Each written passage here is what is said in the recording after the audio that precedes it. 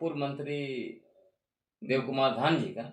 वो भी कह रहे थे कि यदि नफरत फैलाते हैं ये लोग भ्रम फैलाते हैं, फर्जी इतिहास परोसता है, आरएसएस को कौन चला रहे हैं करते हैं। एक तरफ सरना कोर्ट का भी विरोध करेंगे, दूसरे तरफ सरना झंडा को भी बोलेंगे उखाड़ के फेंको। तो सुप्रीम कोर्ट क्या कहा, हाई कोर्ट का एक लोकसभा सीट जनरल हो जाएगा। दोनों विधानसभा जनरल क्या होंगे, एक में बिहार का आदमी, दूसरा में छत्तीसगढ़ का आदमी चुनाव जीत के हम मुख्यमंत्री भी बन जाते हैं। इनका आने वाला कोई भी पीढ़ी जो है सांसद नहीं चुनाव लड़ सकेगा, क्योंकि कुछ समय में लोहरदगा लोकसभा जनरल हो जाएगा, जहां लोहरदगा से डिलिस्टिंग की मांग उठी थी ना। आरएसएस का मुद्दा है आदि, तो सरना कोड अलग दे रहे हैं इधर, उसके लिए आप क्यों विरोध कर रहे हैं कि हम सबसे बड़ा हिंदू हैं बोलते हैं। आदिवासी लोग सब सनातन हिंदू है। बाबा कार्तिक उरांव ने क्या कहा, शुरू से उन्होंने डिलिस्टिंग का मुद्दा नहीं उठाया, लेकिन जब चुनाव हार गए तब जाके लेके आए। जब यूजीसी रेगुलेशन का फायदा मिलना है तब ओबीसी, दलित और आदिवासी हिंदू नहीं है।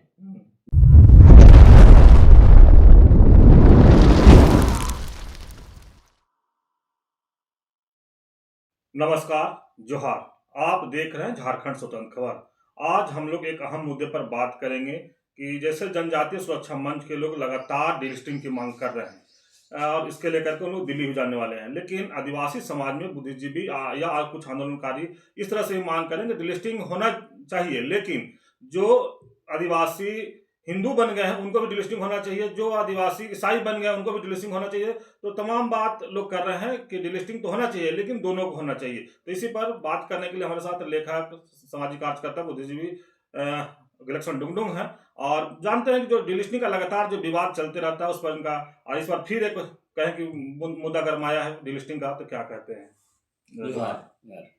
क्या कहेंगे? एक बार फिर डिलिस्टिंग का विवाद गरमाया है, जनजातीय सुरक्षा मंच के लोग कह रहे हैं कि हम लोग दिल्ली जाएंगे का है, फिर भी किससे मांग करते हैं, तो क्या इस पर लगता है? देखिए, यह जो डिलिस्टिंग का मुद्दा है, यह बीजेपी के लिए झारखंड का सत्ता में वापस आने का एकमात्र जो है कि उपाय बच के रह गया है। तो इनको लग रहा है कि जिस तरह से धर्मांतरण, आरक्षण वगैरह का मुद्दा बनाकर बीजेपी झारखंड में 13 साल 63 दिन तक शासन किया, लेकिन जैसे ही उनका कुशासन से लोग तंग आ गए, खासकर आदिवासी लोग तंग आ गए, तब उन्होंने बीजेपी को पूरा झारखंड से साफ कर दिया। और विशेष रूप से विगत 2 चुनाव अगर आप देखेंगे, 2019 का और 24 का, अनुसूचित क्षेत्र से भाजपा साफ हो गई। अब इनको लग रहा है जनजातीय सुरक्षा मंच वालों को, क्योंकि जनजातीय सुरक्षा मंच आरएसएस का ही एक विंग है, जो आदिवासियों के बीच में काम करते हुए नफरत फैलाते हैं ये लोग भ्रम फैलाते हैं, फर्जी इतिहास परोसता है, और उसका मूल मकसद बीजेपी के लिए वोट का जुगाड़ी करना है।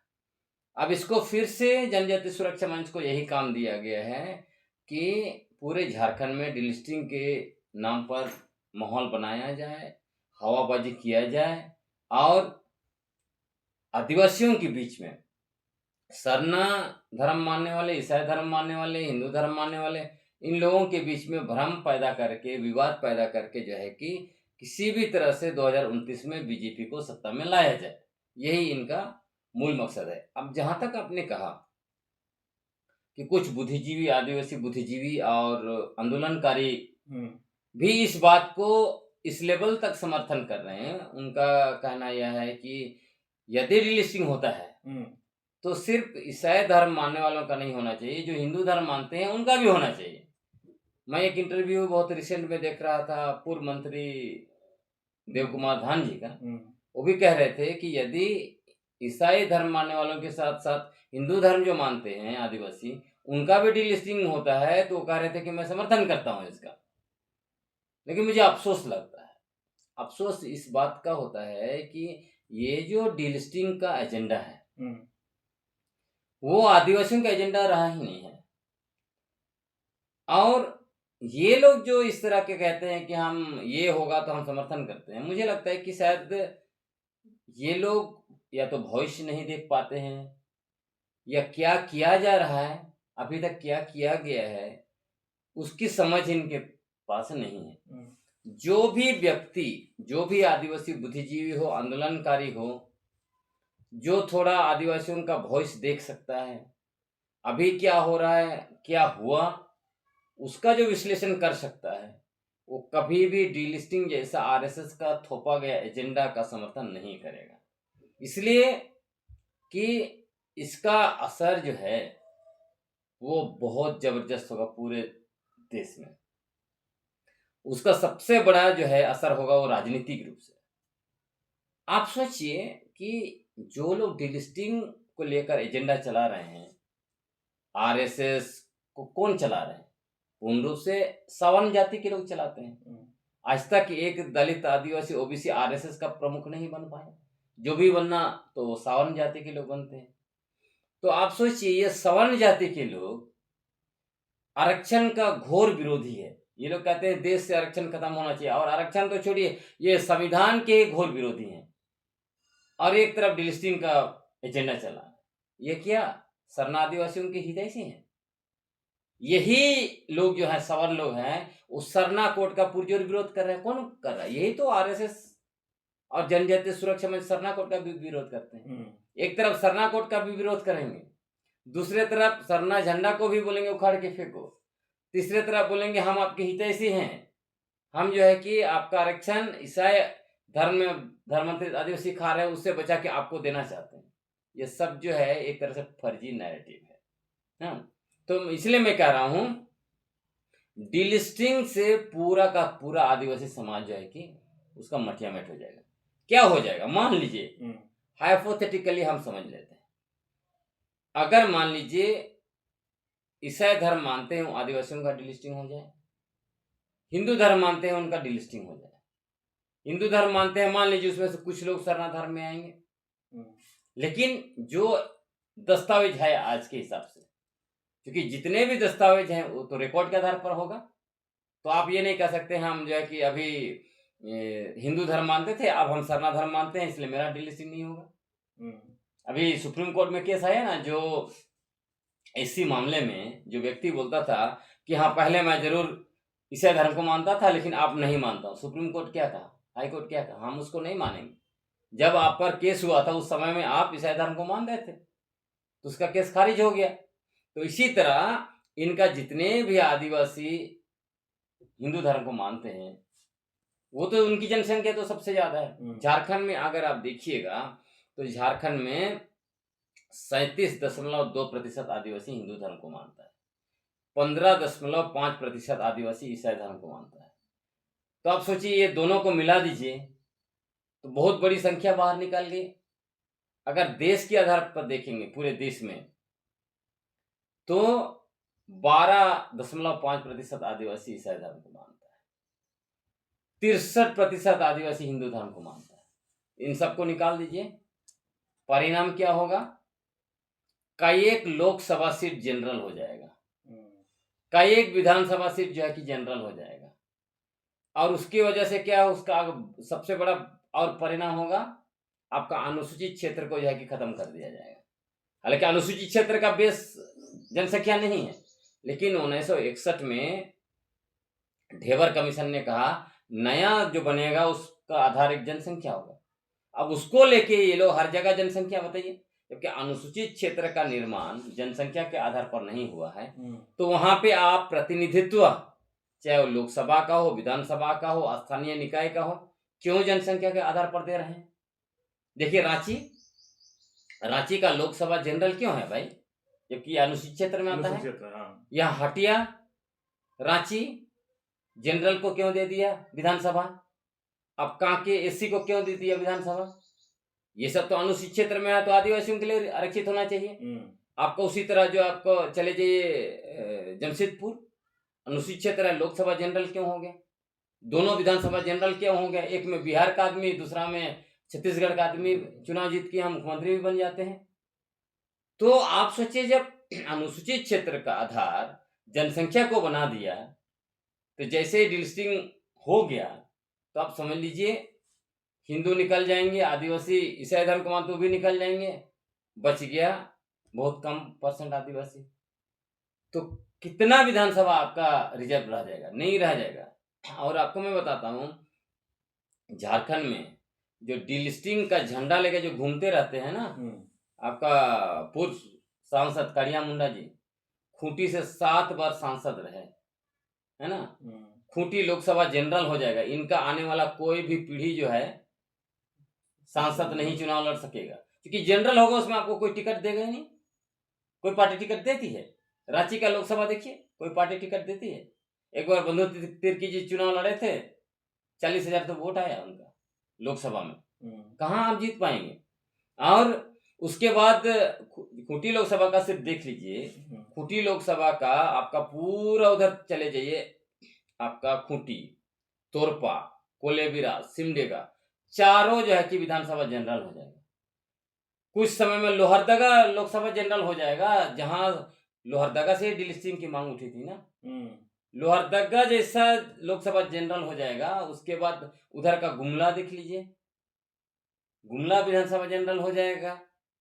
और भी कई, अगर उसको आंकड़ा में हम पूरा एनालिसिस करेंगे तो आपको पता चलेगा। उसी तरह पूरे देश में एनालिसिस कीजिए ना, कितना जो है कि 47 तो लोकसभा है आदिवासियों के लिए, 47 से में से कितना निकल जाएगा और विधानसभा कितना निकल जाएगा, तो इसकी आप कल्पना नहीं कर सकते। अनुसूचित क्षेत्र जो है कि खत्म हो जाएगा। और कई एक ऐसे कानून ऐसे भी लगे हुए हैं लोग, सीएनटी कानून को खत्म करने के लिए, एसपीटी कानून को खत्म करने के लिए, पेशा कानून को लागू नहीं करना चाहते हैं। धीरे धीरे आदिवासियों का संरक्षण सब खत्म हो जाएगा, टोटल का टोटल एरिया ओपन अप हो जाएगा, आदिवासियों के सब कुछ नहीं बचेगा। यहाँ तक डिलिस्टिंग का जो झंडा धो रहे हैं ना, उनके हाथ में कुछ नहीं हासिल होने वाला है। लेकिन दादा, डिलिस्टिंग किसका मुद्दा है? या आदिवासियों का ये है मुद्दा? ये नहीं, बिल्कुल नहीं। आपको मैं बताता हूँ, धार्मंत्रण, आरक्षण और डिलिस्टिंग, ये तीनों शुद्ध रूप से आरएसएस का मुद्दा है, आदिवासियों के ऊपर थोपा गया मुद्दा है। और ये इसका मकसद आदिवासियों को धर्म के नाम पर आपस में बांटो, उनका वोट लो और गद्दी में जाओ, क्योंकि इसके अलावा कुछ नहीं, कुछ कहीं भी कोई आदिवासी हितैषी का मामला नहीं है। हम आदिवासियों की मूल मुद्दा क्या है? हमारा आदिवासियों का मूल मुद्दा आदिवासी पहचान। हम आदिवासी हैं, भारत देश के प्रथम निवासियों के वंशज हैं। लेकिन आरएसएस इसी आदिवासी शब्द को मिटाकर वनवासी थोपने के लिए विगत 75 वर्षों से राष्ट्रव्यापी अभियान चलाया। उसके बाद सरना को सनातन में समाहित कर देना चाहता है। अभी भी बोल रहा है कि सरना कोड की जरूरत नहीं, वो सनातन का हिस्सा है। तो ये कैसे आदिवासी हितैषी हो गए ये लोग? तो हमारा मुद्दा है आदिवासी पहचान, हमारा मुद्दा स्वायत्तता है। हम कभी ना ब्रिटिश के गुलाम रहे हमारे लोग, ना जो है कि हम लोग मुगल के गुलाम रहे, ना आर्यों का गुलामी किया। उसके अलावा तीसरा मुद्दा सरना कोड का है, धार्मिक पहचान का। आप सोचिए, आदिवासी ये सनातन हिंदू धर्म है, उसी का जो है पंथ बोला जाता है आपका सिख, बौद्ध और जैन को। उसके लिए अलग धर्म कोड है, आरएसएस ने उसका कभी विरोध नहीं किया। तो सरना कोड अलग दे रहे हैं इधर, उसके लिए आप क्यों विरोध कर रहे हैं? इससे तो आपको पता चलता है ना, इसका मतलब इनको बहुत ज्यादा डर है, आदिवासियों का अलग पहचान हो जाएगा तो भारत को हिंदू राष्ट्र नहीं बना पाएंगे, यही डर है। तो आदिवासी पहचान, सरना कोड हमारा मुद्दा है, स्वायत्तता हमारा मुद्दा है, पेशा कानून। स्वायत्तता मतलब हम सरकार के गुलाम नहीं बनेंगे। अबू आहतुर अबू अराइज, हाँ, हमारी जमीन, हमारा इलाका और सामुदायिक संसाधन, चाहे जमीन हो, जंगल हो, खनिज संपदा हो, जिसको जल जंगल जमीन के रूप में हम लोग मुद्दा बताते हैं, यही मुद्दे हमारे हैं। बाकी ये नहीं है हमारा डिलिस्टिंग, आरक्षण और धर्मांतरण, ये सब हमारा मुद्दा नहीं है। उन लोग तो कह रहे हैं कि कार्तिक उरांव का जो सपना है उसको हम पूरा कर रहे हैं डिलिस्टिंग मांग कर। हाँ, ये भी तो समझना है। बाबा कार्तिक उरांव का ये लोग क्या करता है, जनजातीय सुरक्षा मंच वाले, आरएसएस वाले आधा अधूरा चीजों को लेके आगे बढ़ते हैं जो उनको सूट करता है। तो जनजातीय सुरक्षा मंच वालों से पूछिए, सोमा उरांव ताल ठोक के बोलता है कि हम सबसे बड़ा हिंदू हैं, बोलते हैं आदिवासी लोग सब सनातन हिंदू है। बाबा कार्तिक उरांव ने क्या कहा? बाबा कार्तिक उरांव ने कहा कि आदिवासियों के घरों में हिंदू देवी देवताओं के लिए जगह नहीं है। आदिवासी प्राकृतिक पूजक हैं और हिंदू ईश्वरवादी हैं। ये कार्तिक उरांव के शब्द हैं, वो लिखे हैं, है ना, 20 वर्षों की काली रात। तो उनको पढ़ना चाहिए। अब डीलिस्टिंग, चूंकि डीलिस्टिंग जो है वो भी देखिए, डीलिस्टिंग आदिवासियों का मुद्दा नहीं है। मैंने कहा ये डीलिस्टिंग का मुद्दा कब आया, बाबा कार्तिक उरांव भी लेके आए, तब लेके आए जब वो लोकसभा चुनाव जो है वो हार गए। शुरू से उन्होंने डीलिस्टिंग का मुद्दा नहीं उठाया, लेकिन जब चुनाव हार गए तब जाके लेके आए, और उसके बाद उनको इलेक्शन ट्राइब्यूनल में हार का मुंह देखना पड़ा, पटना हाई कोर्ट में हार का मुंह देखना पड़ा। अंततः ये एजेंडा पिट गया। आदिवासी लोग अगर सपोर्ट किए रहते इस एजेंडा को तो बहुत बड़ा एजेंडा बन जाता। कभी सपोर्ट नहीं किया आदिवासी लोग।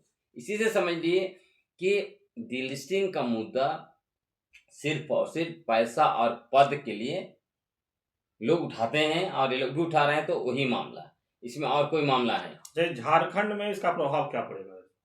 देखिए, झारखंड में अगर डीलिस्टिंग होता है तो ये आप कह रहे हैं कि एजेंडा का, देखिए डीलिस्टिंग का एजेंडा का कोई झारखंड में प्रभाव नहीं पड़ने जा रहा। ये डीलिस्टिंग का एजेंडा ऐसे फुस एजेंडा है। आप याद करते होंगे रांची में ये लोग 2024 में रैली किया था ना, दिसंबर में बड़ा दावा क्या किया था, दावा किया था कि ये लोग जो है 1 लाख लोगों को लेके आएंगे। कितना लोग आए? 10,000 भी नहीं आया।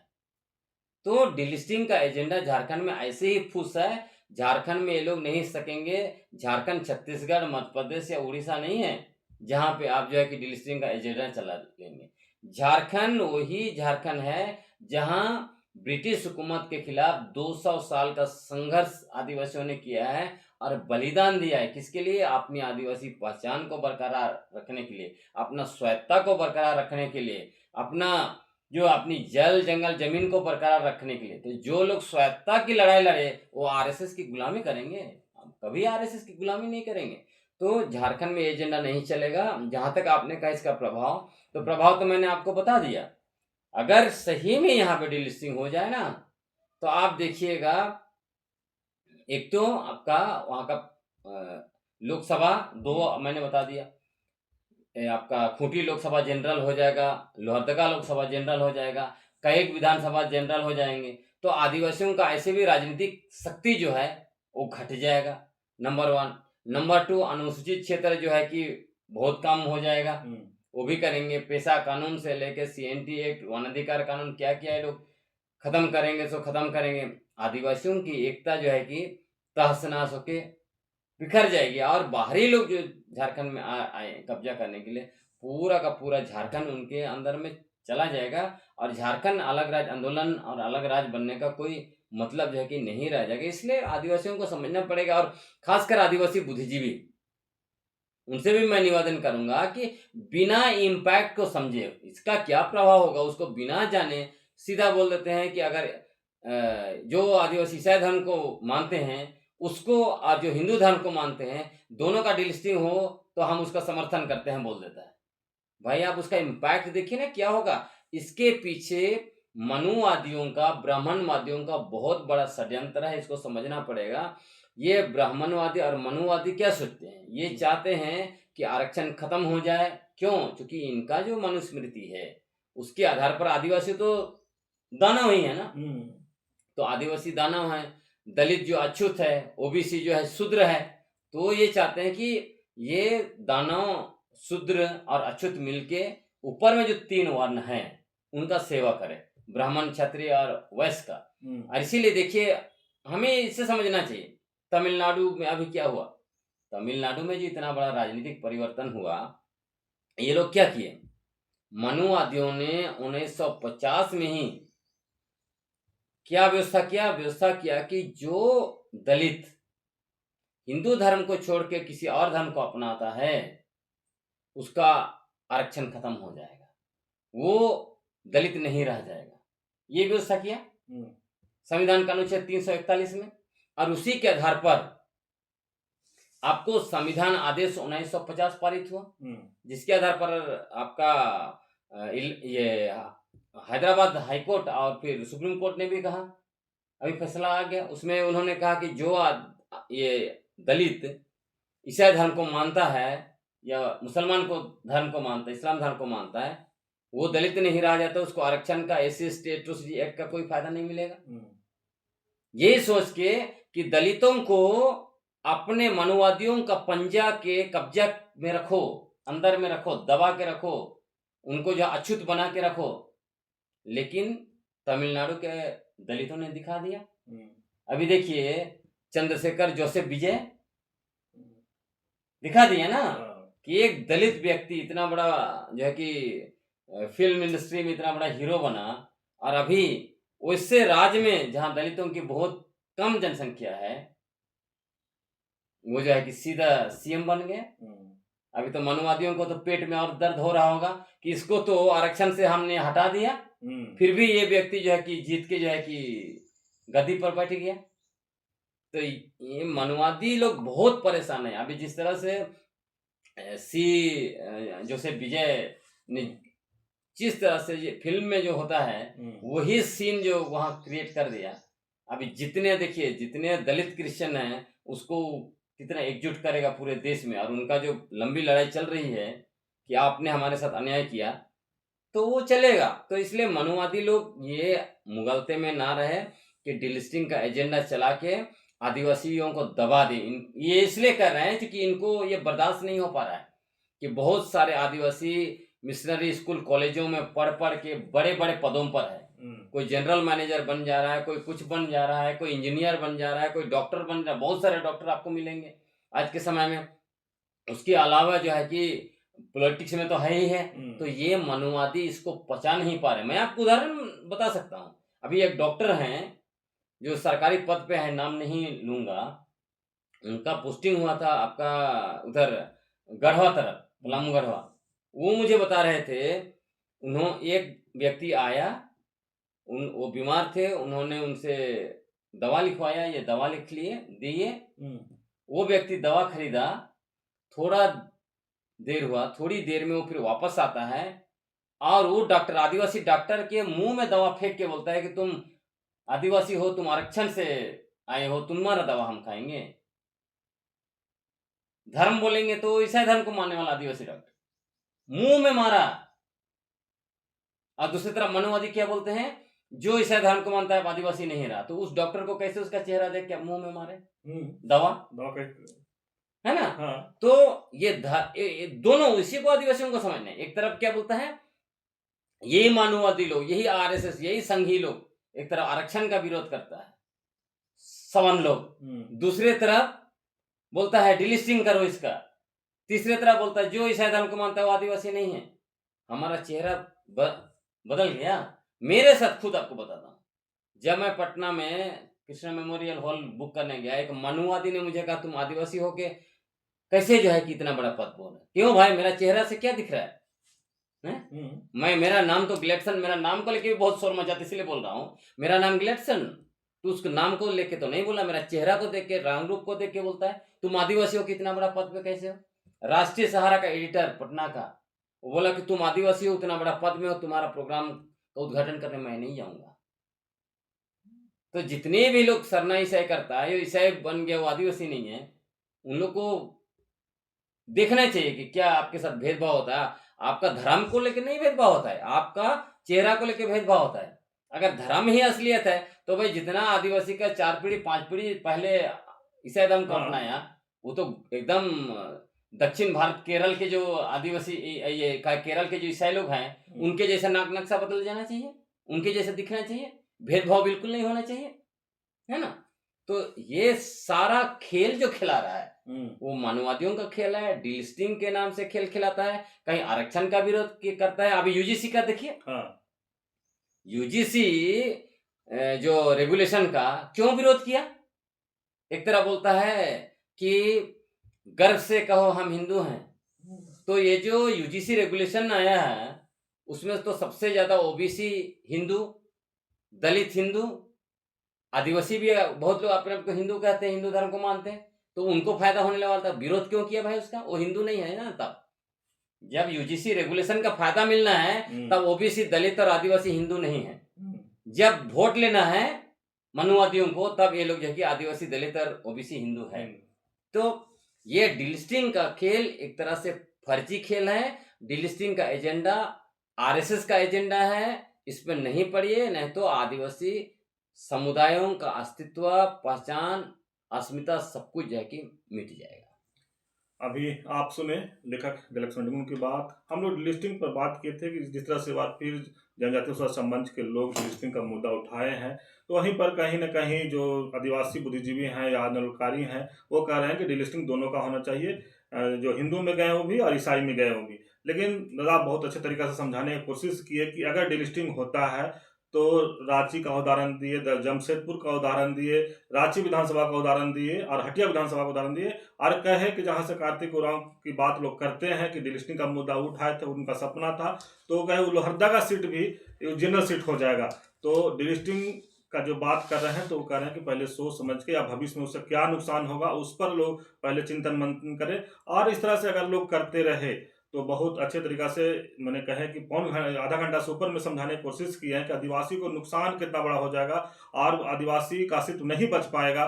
तो ये तमाम बात गलतसंदा का है। और जिस तरह से कहे कि बंधुदा का भी थोड़ा जिक्र किए कि अगर रांची सीट से लड़ने आए थे चुनाव, वो अच्छे नेता हैं और कहें कि 40,000 वोट उनको मिला था, कहाँ उनको जनरल सीट में उनको वोट मिला था। तो इस तरह से तमाम बात समझाने की कोशिश की कि डिलिस्टिंग डिलिस्टिंग तो लोग कर रहे हैं, लेकिन डिलिस्टिंग जब होगा तो ऐसा नहीं कि जो ईसाई ईसाई कर रहे हैं खाली ईसाई का नुकसान होगा, पूरे आदिवासी समाज का नुकसान होगा। तो इस तरह खबर को देखने के लिए आप झारखंड स्वतंत्र खबर जुड़े रहिए। जोहार, नमस्कार।